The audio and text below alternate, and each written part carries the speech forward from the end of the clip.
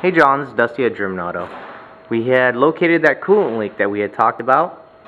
It is actually coming from the water pump area. You could see this little bit of dripping. I was just under pressure with the vehicle and it was puking out of that area. So that is something that we're going to need to replace to get this coolant leak resolved.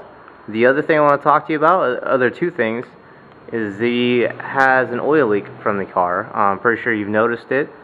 For the most part, we usually diagnose coolant leaks from the top down. So anywhere from it's leaking from the top, we'll fix those first. Hopefully there's no other issues with as far as seals are concerned. Definitely both sides of the valve covers are leaking. You can kind of see the residue. It starts at the top and kind of trickles its way down. Let's see if I can get a good enough light in there so you can see. But yeah, see little drips in area. That's coming from the top. Also, I noticed that the alternator had been replaced recently. The possible cause of the failure here that needed it replaced was that I've seen in the past is due to oil leaks.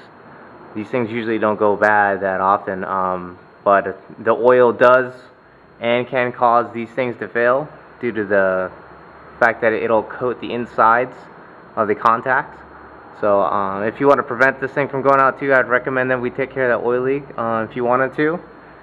Like I said, that water pump, the main concern that we had it in here for, that's definitely will resolve that major coolant leak. Hopefully there's no others. It's kind of hard to see anything else as far as leaking until we get the big one resolved.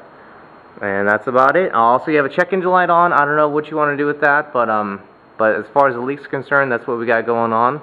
And just let me know what you want to do. Thanks, John. I'll talk to you soon.